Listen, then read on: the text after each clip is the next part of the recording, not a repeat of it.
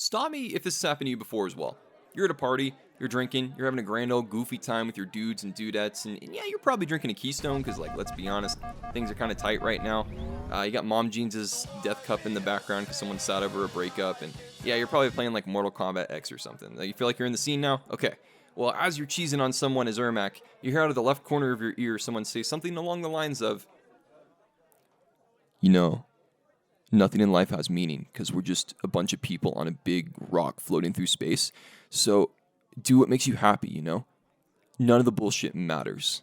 All these expectations, it doesn't matter. And then this big group of people he just said this to all seem to, like, put their beers down and their ibuprofens and their weed, and they just, like, collectively say to each other, yeah. Yo, that's deep, bro. What? And before you comment something along the lines of, okay, you pretentious D-bag, you figured out the universe, don't try to talk down to people you don't know. I'm not trying to say that. I'm just saying that this dude did not seem like the kind of guy to talk about existentialism, and I am a little bit dumbfounded he's just now discovering he's not the center of the universe. So, hate me for having a reaction, I guess. He seems like the person to comment on the new Kanye album, or, like, why Call of Duty is better than Halo because Halo's for babies. Like, don't judge a book by its cover, but like, you get what I mean, right? This is something that popped in my brain while I was sitting in my room getting all nostalgic about the old college days, and they were 2 years ago, I'm not old yet. They were 2 years ago, I'm not old yet. They were 2 years ago, I'm not old yet. They were 2 years ago, I'm not old yet. The point is, the time I started to really discover my beliefs and values and all that other adult stuff was my 4 years of uni, as the old Brits would call it. And it's a time that a lot of growth happens, and that's kind of ironic because it's also the time that you're throwing an absolute kegger the night before a very important test that could really affect your grade, and I am so sorry, Mom. Mom, I'm so sorry. It's also the time that this little show that you've probably never even smelled before came out called... See what I mean? I see your reaction. You've never heard of it. It's not... I know, it's a real thing. I promise it's real. It was explosive. Like out of nowhere, everyone thought they were this big, highbrow philosopher for realizing how BS all their common daily problems were in the grand scheme of the universe, and maybe that's just a part of growing up. You don't really notice all of it anymore. That's what the TV drama is for. That's what your Gilmore Girls, and your CSIs, and your Bones. Who watched Bones? Is for. But from my perspective, it felt as though there was this rise, and maybe even like a boom in this wonderful philosophy, all of a sudden, that this video is about, called Nihilism. Wubba-lubba-dub-dub, am I right? Yeah.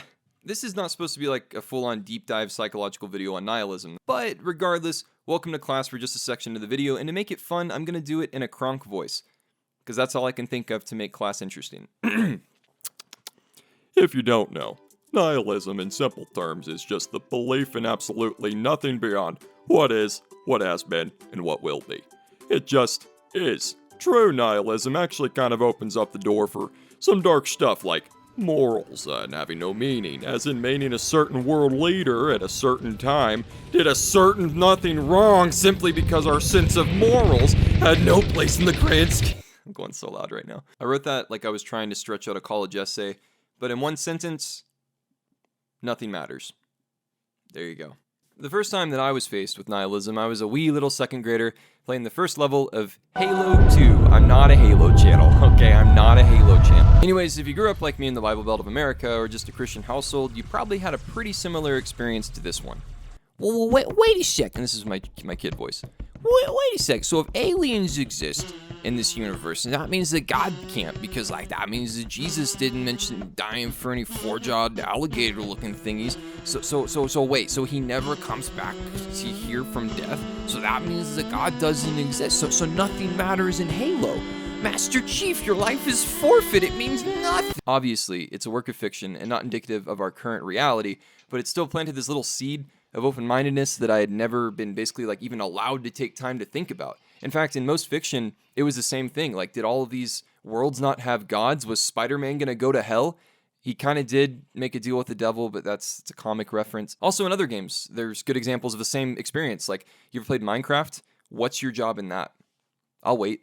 Survive the horrifying late-night door dashers you forgot to tip, and then during the day, you literally punch a f***ing tree, which is pretty metal. Like, I'm not gonna lie, but like, Get it? And is that it?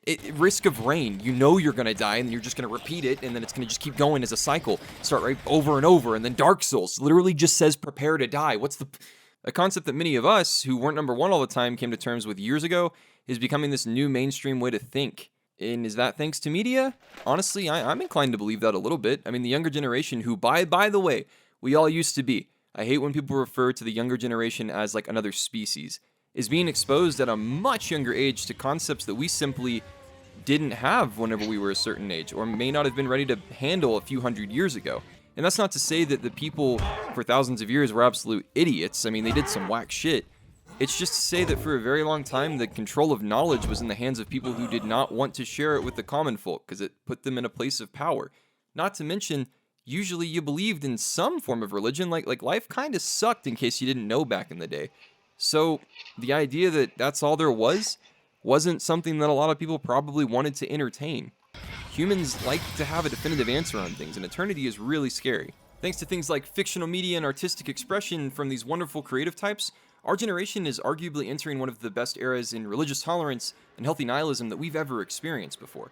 And don't get me wrong, I'm not ignorant. I definitely have my white privilege glasses on sometimes, and I have to take those off to humble myself, but I'm not ignorant. The world is kind of shit. It's not all peachy rainbows and strawberry candy. I'm just saying that seeing something as simple as a douchebag come to terms with the fact that he's not the center of the universe and he's not the protagonist in this grand story kind of gives me hope. And it might be sad for the person, but it still gives me hope. Kids are depressed. Woo! No, that's not what I'm saying. Humbling yourself and realizing there's a chance you could be wrong about your whole existence is, well, I wouldn't know anything about that. Can I get a fruit by the foot? Can I please get a fruit by the foot? It could be argued on one side that the surge in nihilism is what's led to this exponentially increasing rate of depression and suicide in teens or just humans in general. And I'm not a scientist. I don't have the data completely, but from what I've seen, I mean, it could be argued that way. It's a dangerous slope that is either good out of my town or bad.